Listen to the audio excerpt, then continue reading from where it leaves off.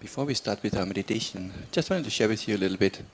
When I was a newly ordained monk in Myanmar, in Paok, and of course also so many monks' rules we have to follow. And then, of course, we try to be very conscientious, careful not to break any of the Vinaya rules, not the large ones, but even the many, many small ones. Some of them you can even commit without even knowing that you have committed a Vinaya offense. For example, you can just forget, maybe for morning meditation. At that time, we are supposed to bring our sangati, or double rope, along, because we must not be separated at dawn time, when there's sunrise, from our 3 ropes. But sometimes you just forget it in your kuti. You go to the meditation hall. Oh, my sangati is still in the kuti. No time to bring it anymore. Get a Vinaya offense. The spirit is to protect the ropes, not to just leave them behind unattended. And there are many other instances of how you can commit Vinaya offenses, even without knowing sometimes. So I tried to be very careful, very conscientious. I was taking notes how often, which offense I commit, and tried to reduce the number over time. And then normally, it's also our tradition, I would go to my neighbor, another monk who lives nearby, and then confess, make open my Vinaya offenses whenever I have one. So one time I went to see him and said to him, Aya, this and this offense has happened. And then I also showed him a list, my track record of the various smaller offenses that have been accumulating. He said, oh, good, sadhu, you're taking good care of your Vinaya and you're trying to be very careful. But then he asked me a question which I will never forget. He asked me, do you also track and keep record of all the good things that you do, of all the wholesome states, of all the merit you're making throughout the day? I said, Nola. No, of course not. Who would do that? I keep track of all the smaller and minor, even the little faults. I think this is a little bit for many of us. We're very good at spotting mistakes, isn't it? And a person might be quite a good person in general. But yeah, there's some small areas that still require improvement. And then, oh, I'm such a bad person, I'm so bad, no good. But then actually we never look at all the good things we also do. So I will always remember his answer. Do you also track your wholesome actions? And then from that day onwards, I had a second list. Yes, I still kept my old list also of my mistakes, but I also started to track all the wholesome things I was doing throughout the day. And then in the evening, when it comes to the sharing of merit, I had a lot of munition, a lot of things to share, because now I can remember all the good things I've done, which I've never even minded too much of thinking about. So I would like to invite you today, if you like, that we do a similar practice. To note down all the mistakes. No, not that one. But to deliberately look and remember the good things, the wholesome things that we are maybe doing throughout the day. Maybe even without noticing it much. But they are actually quite valuable, they add up. So for that purpose, let us get into our meditation posture.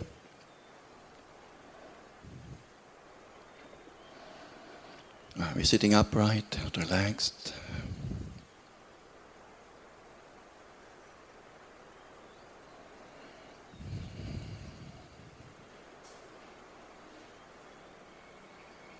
Breathing naturally.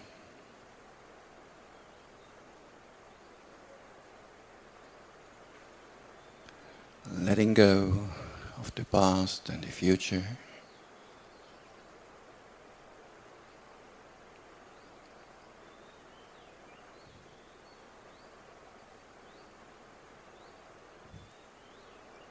But recollecting some of the instances, maybe even today. Today is still young, still morning time. But is there anything I've done, not just for myself, but maybe also for others? Either by physical action, or verbally, a kind word, or even just mentally, a wholesome intention, a plan to do something.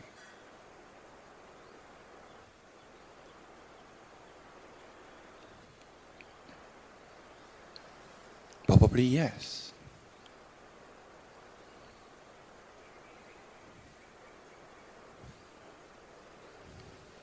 not long time ago, we all had a plan to come here, to this place, to meditate.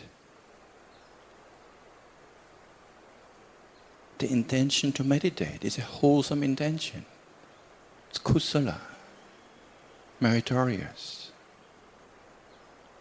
punya.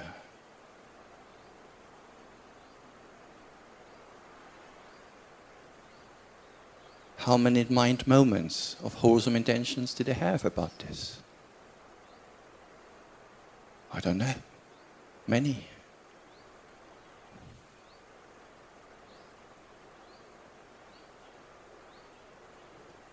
And today, because we started a bit later, there was even more time to have wholesome intentions. Should I keep waiting? Should I go home? So many times over, we have decided, I want to be here, I want to meditate. I want to hear the Dhamma.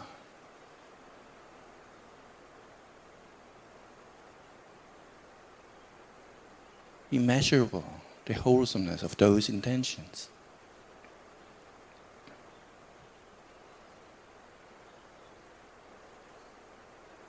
It started even earlier, isn't it?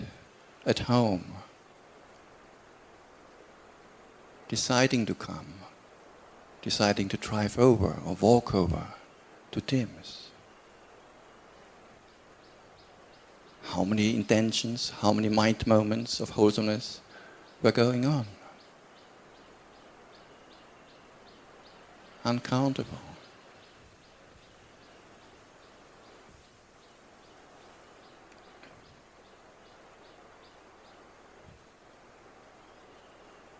Some of you have been preparing the seeds. Maybe not just for yourself, but also for others.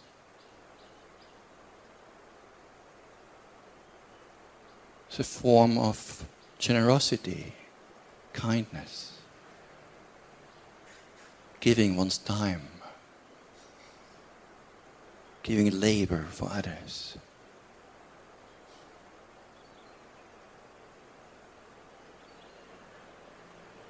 How beautiful.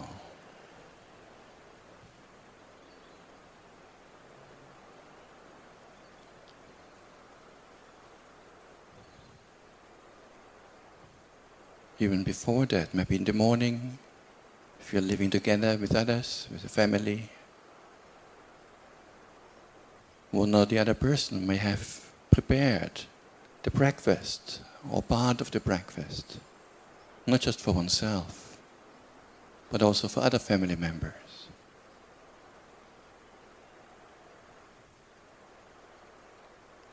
Giving food, so wholesome in itself.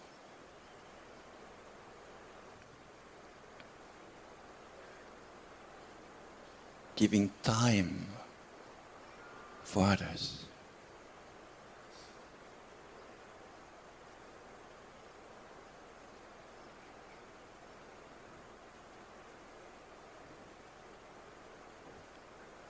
Cleaning up afterwards, doing the dishes.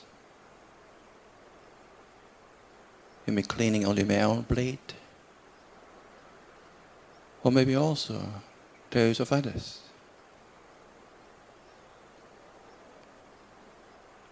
Unless you're getting paid for it.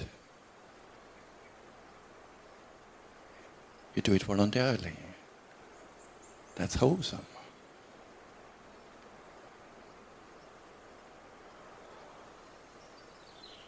I suspect your family members are not paying you for any of these works, little tasks, little chores.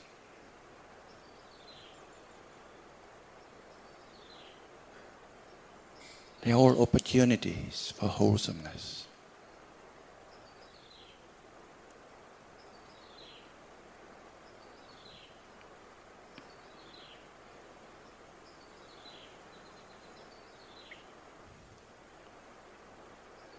We should not neglect or ignore many of those small little gestures, like opening the door for someone, just holding it open for a little while for somebody behind to walk through.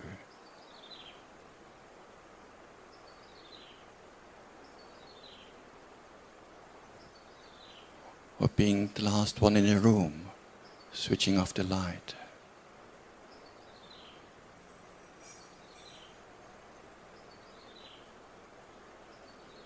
All these small little gestures, they accumulate.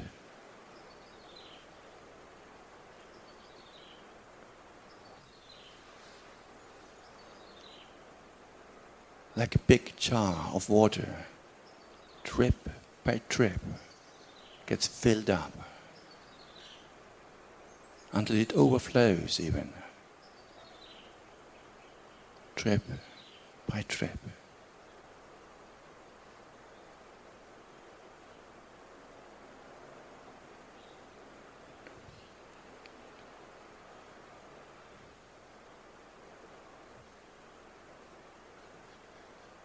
We can also think back the last couple of days, not only today, but also a few days back, maybe this week. What else did I do?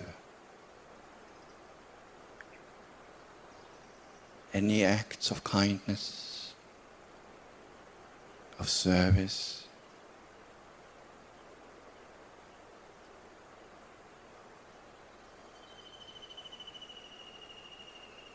Maybe a friend or other family member is undergoing some difficulties,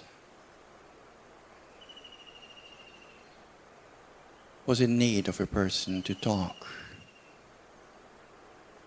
someone to listen.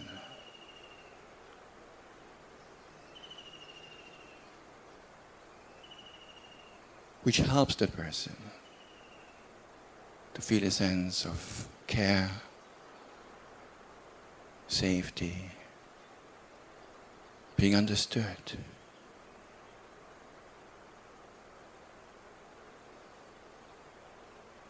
It's a priceless gift that everyone can give.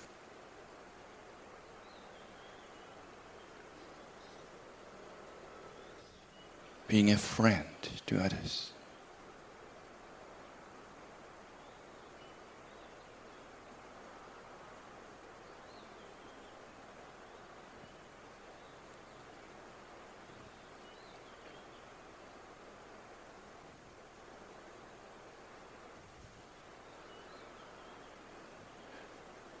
Sometimes we are on the receiving end of kindness, of gifts, little gifts from others.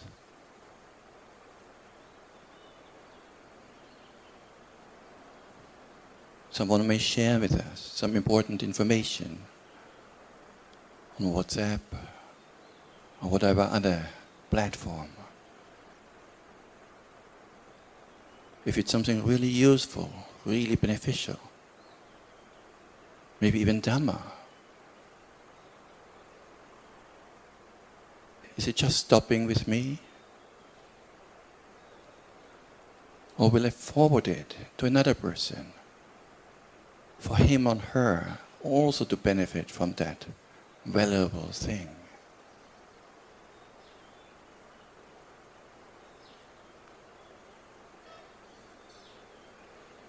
Sharing means caring.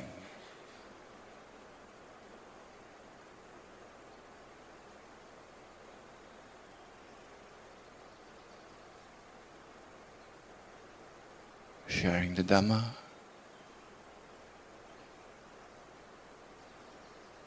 is one of the highest things we can share or give to anyone.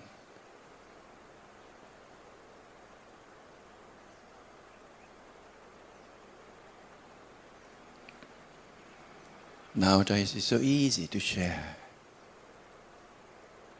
Just click forward, or literally share. There's a share button.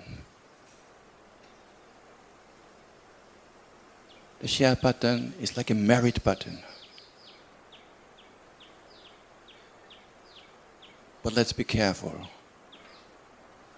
It depends on what we share and what is the intention for sharing.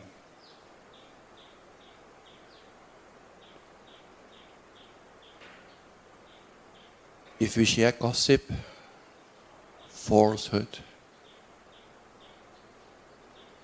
things that agitate the mind, the merit button can easily turn into a demerit button.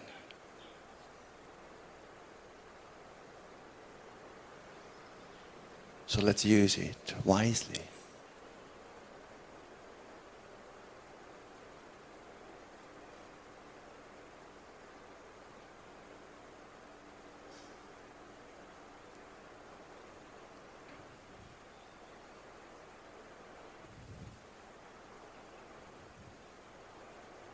Every time we meditate,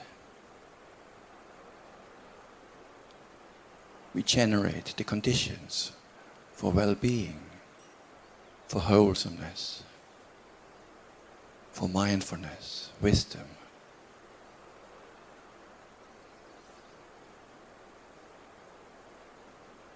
How many moments of these wholesome intentions arise within 30 minutes or 1 hour?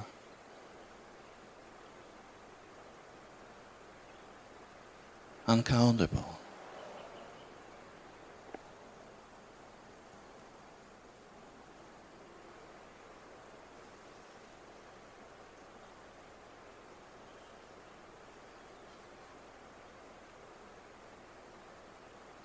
Let's take a few minutes to think by ourselves.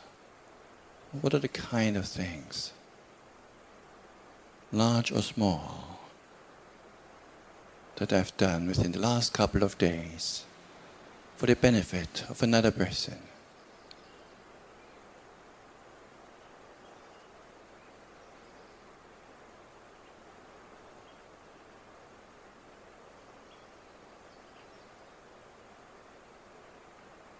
Or for the benefit of a group of people?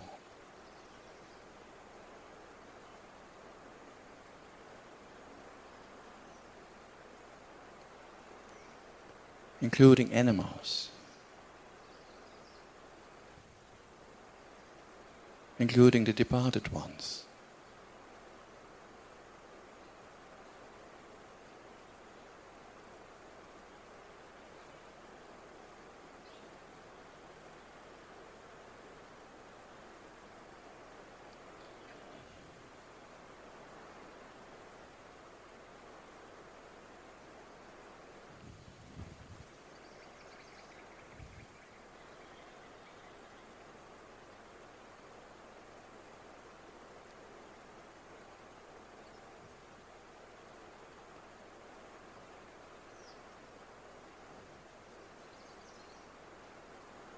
This is an occasion to rejoice, to gladden the mind on account of its own goodness, its own wholesomeness.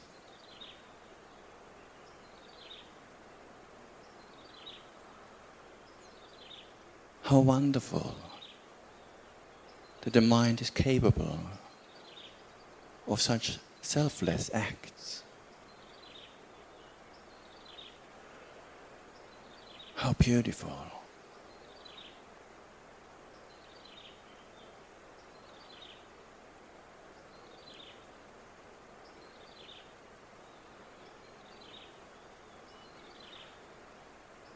Allowing ourselves to rejoice in the goodness of the mind.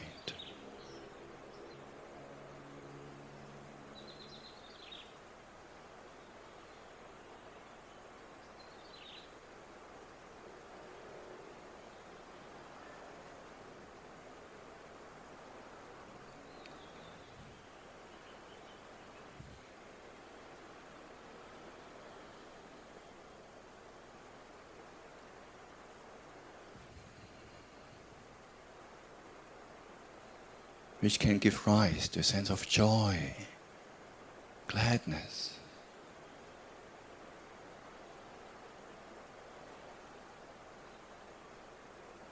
Yes, I'm a good person.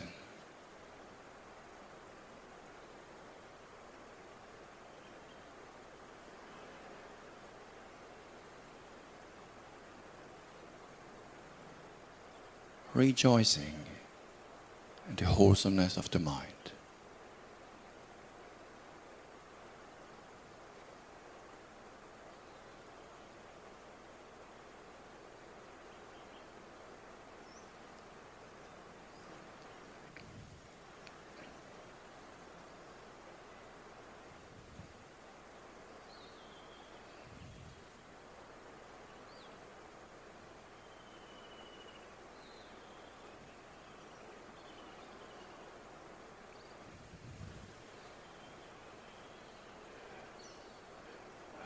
Slowly coming to an end of this meditation. Whenever you're ready, you can open the eyes again and get back to normal.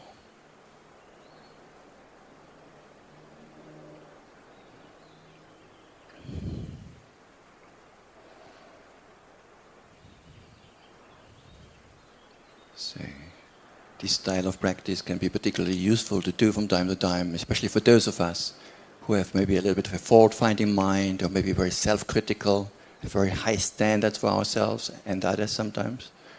It's good also not to overlook our good qualities, right? It's like a person who is blind on one eye. I can see only the mistakes, but none of the good things. You want to use both eyes. It's good, it's okay to see also our shortcomings and areas of improvement.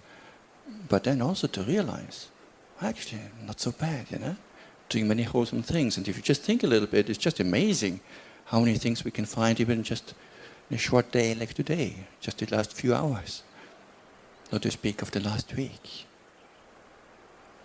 So making that a regular practice, that can also uplift the mind. Not just that, it will also provide fuel and energy for further wholesomeness. Because now you know, if I do good things, then later when I reflect on it, I will feel really good about it.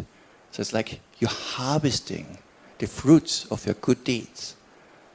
Many of us, we do a lot of good deeds, but we never harvest. You're just sowing, like a farmer, just sowing, cultivating the land, it's flourishing.